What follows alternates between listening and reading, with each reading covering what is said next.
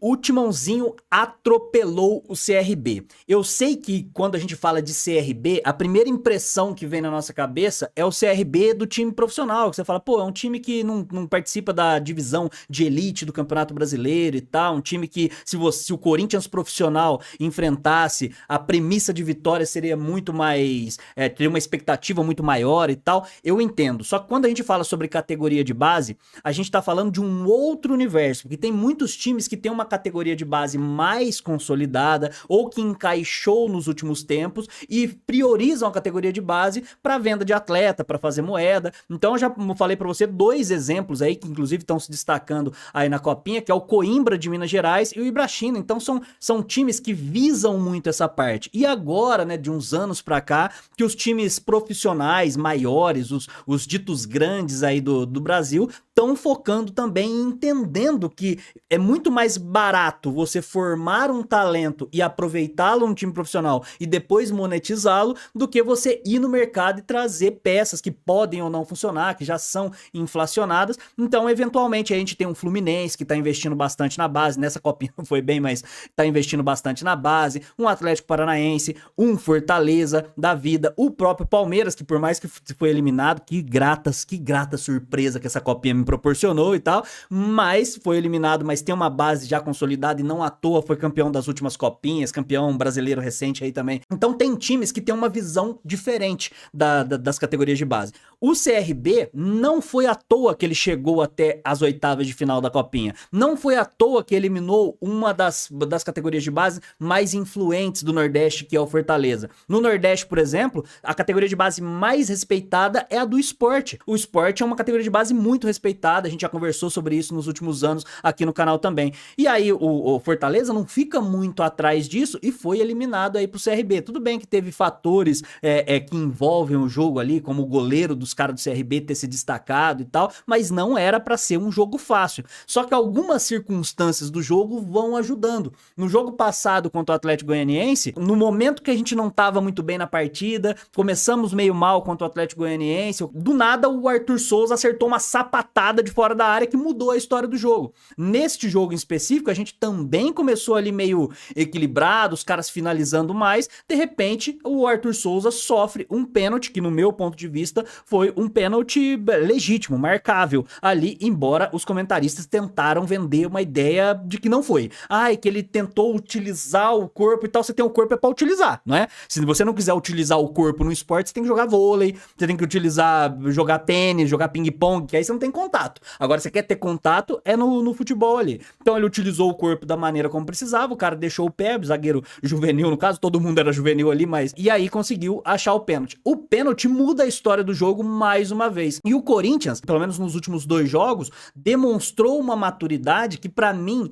tem muito a ver com muitos atletas ali não estarem jogando a sua primeira copinha mais. Então a gente tem aí o Léo Maná, que já jogou copinhas na verdade, João Pedro, aí a gente tem aí o Vitor Mer também que já jogou, o Rian que já jogou, enfim, praticamente todo mundo ali já tem uma certa experiência com copinha. Então, mesmo ganhando, mesmo estando à frente no placar, tá tentando jogar para fazer mais gols. Isso é muito importante, tá bom? Então, a maior forma de respeito contra o adversário é você fazer mais gols. Não é fazer como o GH fez hoje, né? O Guilherme Henrique, na hora que ele entrou no segundo tempo, e aí ele começou a dar ciscadinha na frente do cara, ganhando de 6-0, GH. 6-0, você vai dar ciscadinha, vai tentar meter o louco, não jogando porra nenhuma na copinha, como tava acontecendo com você até ontem. Aí na hora que tá 6-0, você quer desprezar os caras lá. Pô, isso aí é antiético dentro do futebol e isso aí eu não curto. Se o cara tivesse voando na copinha e a jogada fosse uma jogada incisiva pro gol e tal, agora quando você quer humilhar o seu adversário, só tem uma situação que é válida, quando for o Palmeiras do outro lado. Qualquer outro time não, tá bom? Qualquer outro time você não deve humilhar do outro lado. E aí o Corinthians, praticamente depois que conseguiu o Arthur Souza, que se tivesse um Oscar de ator coadjuvante, melhor ator coadjuvante nessa partida, pra mim seria o Arthur Souza, porque ele sofreu 2 pênaltis na partida, participou indiretamente de outros 2 gols, teve um que ele, acho que foi o 6º gol, que ele tenta finalizar e a bola sobra, o outro ele participou também da jogada e tal, então ele tava em todo lugar, conseguiu fazer pivô bem feito, só infelizmente dessa vez não saiu o gol do Arthur Souza, que eu acho ele um moleque que é interessante, sempre cheguei a falar sobre ele aqui, principalmente quando o Felipe Augusto Augusto perdeu espaço em 2022 e ele, quando entrou, representou, foi artilheiro. Quando ele subiu profissional e teve oportunidade ali, na verdade ele teve a oportunidade de ser relacionado, ele pouco entrou poucos minutos, então isso aí pode minar um pouco também da confiança. O Corinthians utiliza muito mal historicamente aí os seus moleques de base, e aí o Corinthians conseguiu, depois do primeiro gol, conseguir se sobressair, e aí foi fluindo, teve de tudo na partida, foi um atropelo gigantesco em cima do CRB.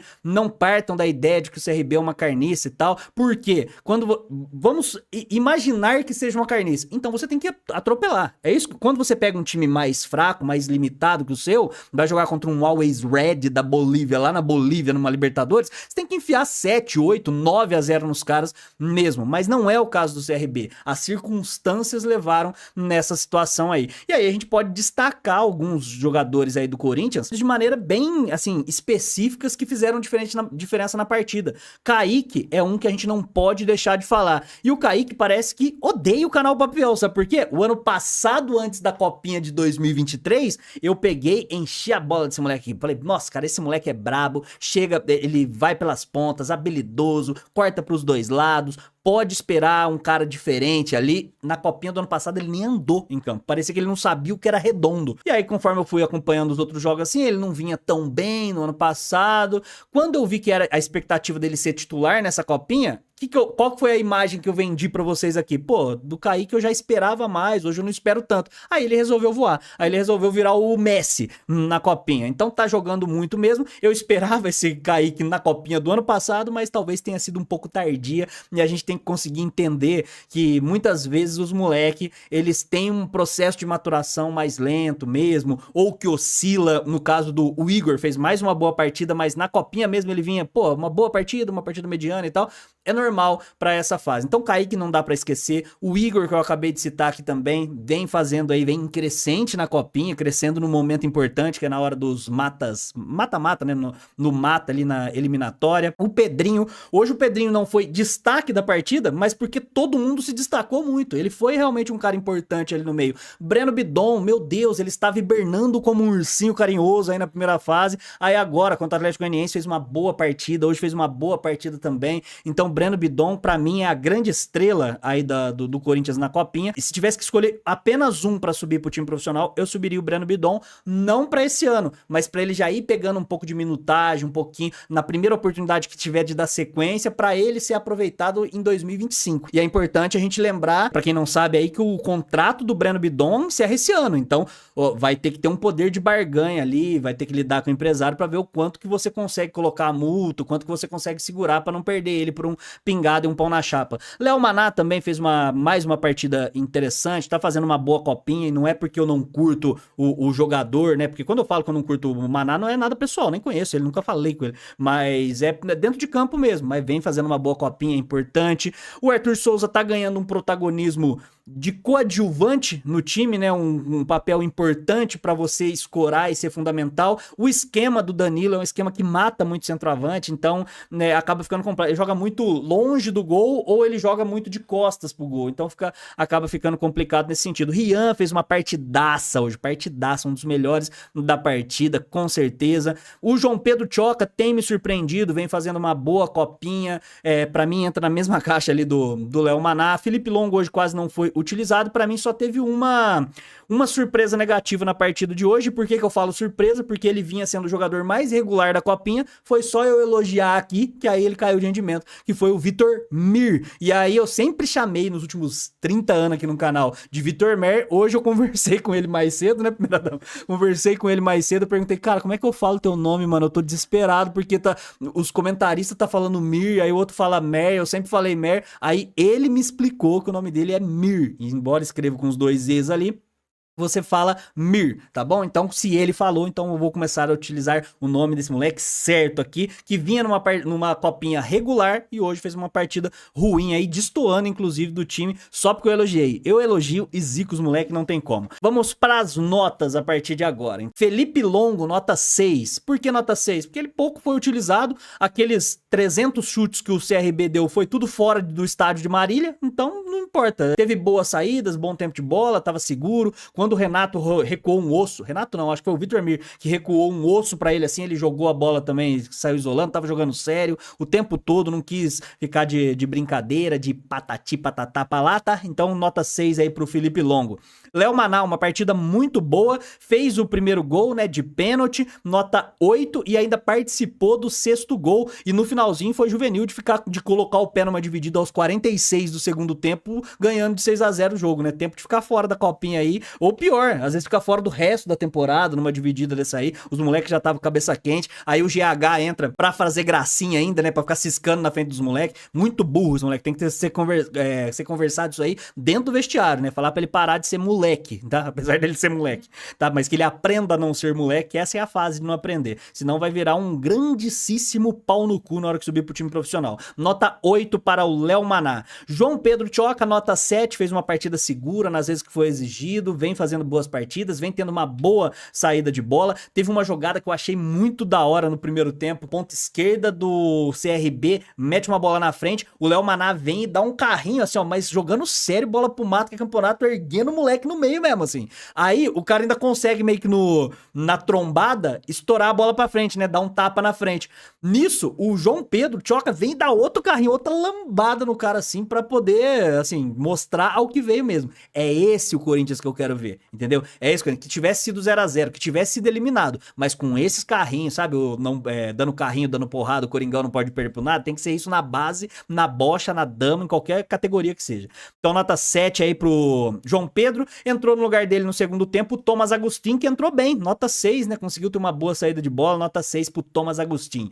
Renato, ai o Renato, hein, nossa, eu já falei pra esse moleque mandar uns currículos e tal, eu sei que, pô, tem um monte de moleque que me segue lá no Papo Fiel que deve ficar chateado, tem uns que me seguiram, parou de seguir, né, primeira dama, tem outros que começaram a me seguir agora porque eu tô elogiando, mas assim, ó, não se prendam a isso, mas o Renato ainda, a minha opinião, é absoluta, hoje ficou mais uma vez claro que ele tem pouquíssima qualidade técnica e eu tô sendo muito gentil, nota 3,5 aí pro Renato, um dos que destoaram da partida. Pra mim o pior jogador da partida foi o Vitor Mir, né, nota 1, tava errando simplesmente tudo que tava tentando, tanto que saiu no intervalo do primeiro tempo e talvez até pra ser poupado um pouco, né, pra torcida não ficar com essa imagem dele, ainda mais num jogo que tinha mais apelo. Então dá uma respirada, vinha fazendo uma boa copinha no nível bom, mas hoje foi uma catástrofe e ainda tomou uma amarela de uma chegada que eu achei que ele ia quebrar o moleque do CRB no meio.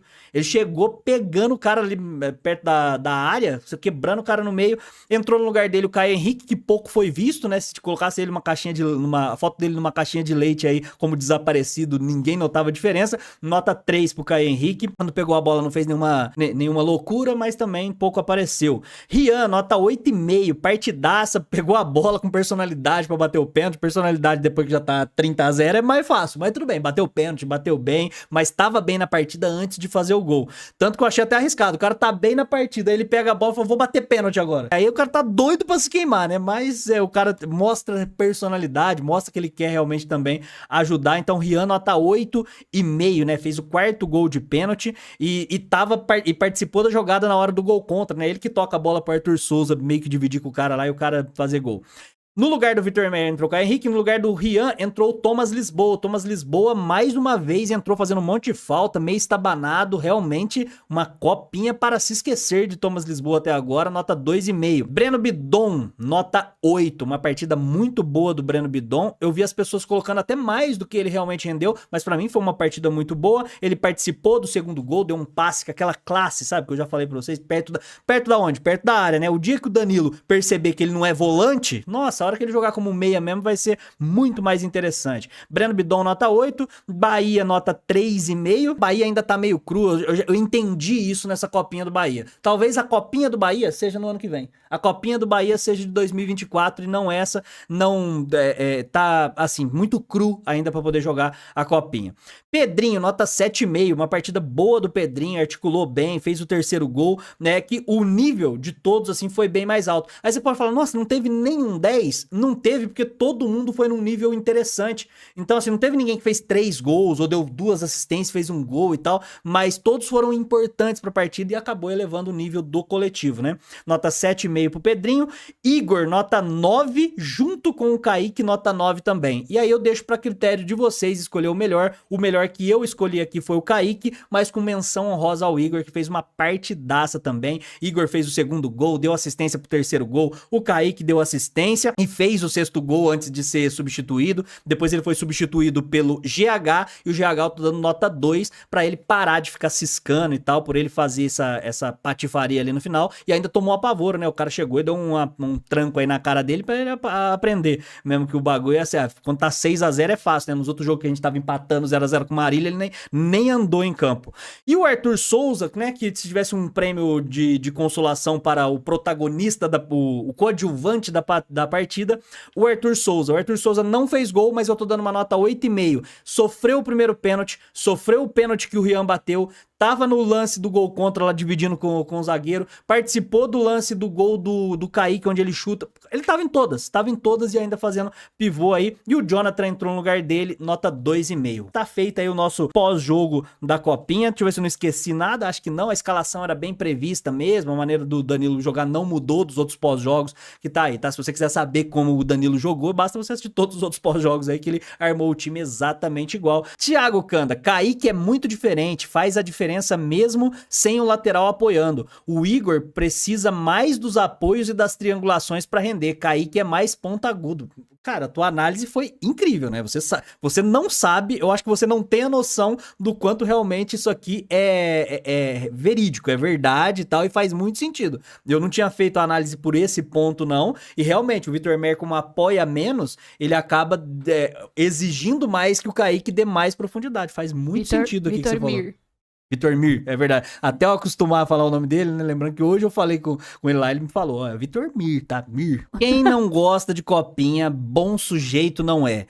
E todo mundo que você vê por aí, tendo canal grande, médio, pequeno, qualquer coisa, que adora cornetar os moleque, que adora cornetar e não está acompanhando a base, comentando, é um grande pau no cu, tá? Coloque isso na tua cabeça, porque os caras querem, a hora que o moleque subir, aí, beleza. Às vezes o moleque tá sendo utilizado numa função errada, sendo incumbido de fazer algo que ele nunca fez na categoria de base. Então, assim, ó, no mínimo, assista sempre a Copinha. E é da hora a Copinha também, tá? Isso aí não é segredo pra ninguém, é emocionante, mas, pô, quando pode, assiste aí um Brasileirão Sub-20, um Paulistão Sub-20. Quando você começar a pegar gosto por isso aí você vai pra um Paulista, vai pra uma Copa do Brasil Sub-17, que eu sempre falo que é da hora e tal. Tem bastante time Sub-17 aí que os profissionais não são bons, mas é muito celeiro de craquezinhos, então tem jogos bem legais. E aí quando vocês virar noia de base igual eu, aí vocês assistem uma Copa Votorantim Sub-15.